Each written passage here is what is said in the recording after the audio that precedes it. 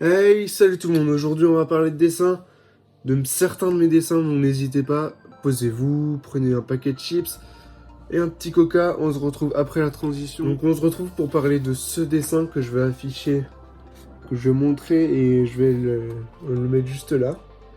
Voilà, donc c'est un dessin à la base, c'est tiré d'une légende qui est du kitsune. En fait j'ai voulu faire comment dire, la déesse Inari. J'ai mis toute une histoire derrière. Il y a le kitsune qui est l'animal qui est sur la droite. Et à côté, t'as la déesse Inari qui est entre guillemets pris pour un monstre parce qu'elle a pris forme mi-humaine, mi-animale. Et du coup, elle est prise pour un monstre. Et vu que les humains la prenaient comme monstre, les humains ont décidé d'essayer de la tuer à plusieurs reprises. Et du coup, elle a donné son pouvoir à son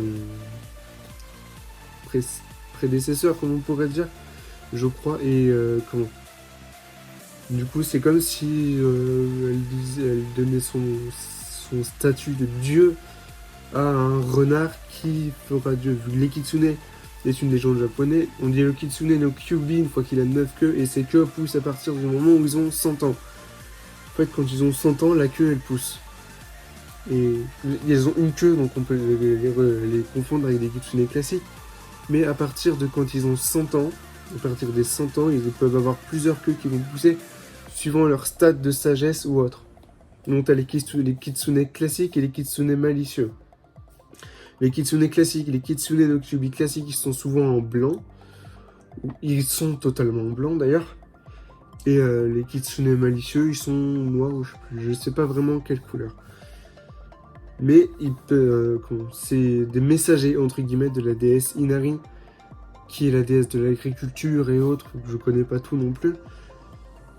Et en gros, son devoir est soit d'aider les agriculteurs et autres, soit de leur faire du mal ou les détruire. Leur faire du mal et les détruire, c'est plus le rôle du kitsune malicieux. Voilà. Et toujours la démo style graphique, moi c'était mon premier dessin quasiment, ouais, totalement oblique. Totalement oblique, c'est le premier que j'ai fait, c'est pour ça que sur le renard d'ailleurs, le renard avec des cornes qui pleure, on voit un rond, puisque j'ai dû faire le rond pour placer la tête. J'expliquerai tout ça dans une prochaine vidéo. J'ai pas grand chose à dire, à part que sur la DS Inari, si vous comptez les queues, il y en a 9. Bon, c'est un dessin un peu brouillon, vu que je pouvais pas faire, j'étais pas habitué au pic. Mais il y a 9 queues sur la DS Inari, il y a une sorte de katana planté dans son cœur ou estomac, je sais pas, au niveau du cœur. Voilà pour l'explication de ce dessin, on va passer au prochain. Donc, prochain dessin qui est un dessin inspiré de plusieurs univers. Il n'y a pas vraiment de symbolique dans celui-là, c'est plus inspiré de plusieurs univers. Je vous le montre. Encore une fois, il sera affiché en haut, comme je le disais tout à l'heure. Donc, vous aurez reconnu par exemple certains univers. C'est inspiré par exemple de l'univers Star Wars, d'où le gros bâtiment au fond qui est l'étoile noire, en mode beaucoup plus petit bien sûr, en mode de petit vaisseau, détruite par rapport au fait que justement elle a été cassée, enfin détruite. Et j'ai fait en sorte d'essayer de faire comme si la scène de Star Wars 7 qui s'était passée dedans.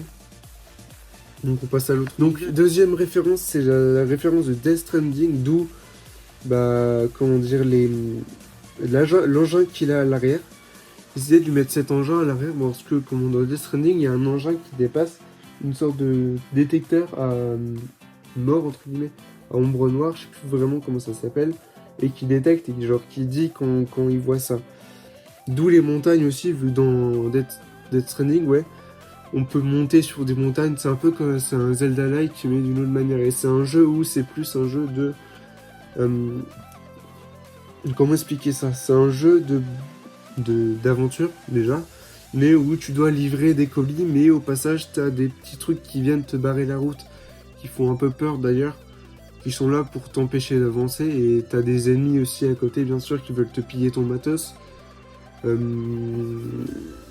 Voilà, j'avais pas grand chose d'autre à dire là-dessus, sur ce truc. Donc troisième partie, Assassin's Creed, d'où la tenue. La tenue et le fait que... Non, il n'y a que la tenue en fait qui est tirée d'Assassin's Creed. Donc à la base j'étais parti sur une tenue classique, puis ensuite je me suis inspiré de plusieurs univers sur ce dessin, mais le plus petit c'était Assassin's Creed. Mais comme vous pouvez le voir sur certains endroits, c'est pas beaucoup détaillé, puisque à ce niveau de détail avec un crayon gris c'est beaucoup trop compliqué. Comment expliquer? Donc à Assassin's Creed il n'y a pas beaucoup d'inspiration mis à part la tenue. Après le fait qu'il y ait genre celui du bas c'est genre la lune et celui qui est en haut c'est genre le soleil, les deux ronds. J'ai voulu mettre la lune et le soleil pour représenter comme s'il y avait une éclipse et que la lune était beaucoup plus proche dans un futur lointain. Parce que soi-disant la lune et le soleil vont justement se rapprocher de la Terre au fur et à mesure du temps. Voilà, j'ai pas grand chose à dire d'autre sur ça, donc on va passer au troisième dessin. Donc, troisième dessin, c'est un dessin un peu plus spécial qui est un peu plus en rapport avec ma vie personnelle. Bon, je vais pas tout expliquer, mais bon, voilà. Vous voyez à peu près, je vous mettrai l'image encore une fois ici. Je sais pas pourquoi je stipule 3 fois alors que maintenant vous devez le savoir. Donc en gros, le dessin, c'est en gros, comment expliquer? C'est une âme d'une personne morte, enfin une personne... Et la personne qui est allongée sur le lit est morte, c'est un défunt quoi. Et le personnage qui a la main, a le masque et la main sur la tête, est en gros un personnage de la famille lointaine de cette personne que la mort aurait demandé à cette personne d'aller lui ôter la vie. Je sais pas pourquoi d'ailleurs, mais bon, j'avais envie de faire un truc un peu comme ça. Et cette personne, sachant que cette personne est de sa famille et un de ses descendants, est triste, comme vous voyez sur sa bouche et son visage. Et ses yeux et tout ça. Il y a aussi quelques pattes graphiques que j'ai l'habitude de mettre. Type la corne et les yeux. Mais là j'ai voulu faire un personnage assez maigre. Contrairement à d'habitude où je fais quasiment tout le temps des personnages musclés. Là j'ai essayé de faire un personnage maigre, assez fin. Et toujours la patte graphique du cheveu qui vole. Bon, celui-ci, c'est pas tout à fait pareil. Comme vous voyez, c'est normalement derrière, hein, vous verrez peut-être un peu, peut-être pas. Il y a des queues, donc j'étais parti pour faire un kitsune. Puis ensuite, j'étais parti sur autre chose. Mais bon. Après, il y a marqué plusieurs choses. Enfin, il y a une référence. Il y a marqué paix sur le côté du lit. Ce qui est référence à ma mère en soi qui est décédée. Bon, je vais pas plus parler de ça, mais voilà. Je sais plus, il n'y a pas grand chose d'autre à dire sur ce dessin, mis à part que le masque n'a pas l'air très heureux non plus. Je pensais que le masque était heureux au début, mais non, pas du tout. Donc j'ai essayé de faire les ombrages au trait, ce que j'ai pas tout à fait l'habitude de faire. D'habitude je fais toujours les ancrages directement au crayon, pas au trait. Je fais pas des ancrages au trait. Là je me suis mis un peu aux ancrages au trait.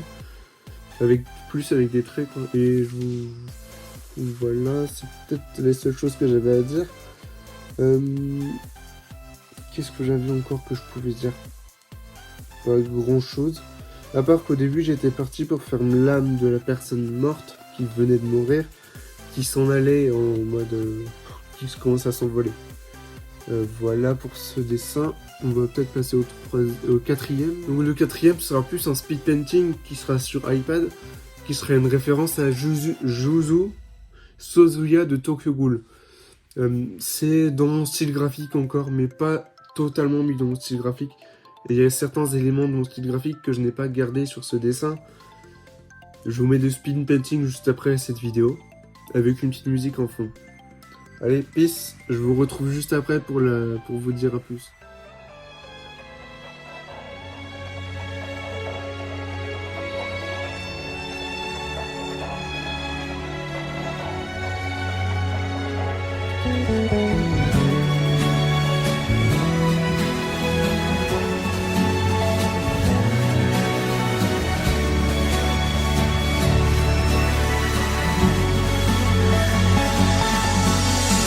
Darkness falls on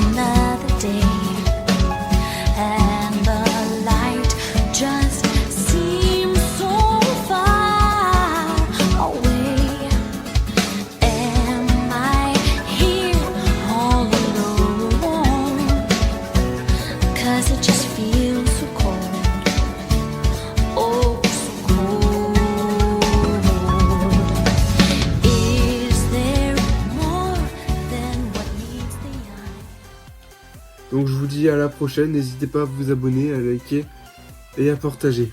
Ça ne sera que bénéfique pour moi. Et voilà, enfin c'est tout ce que j'avais à dire. Allez, peace!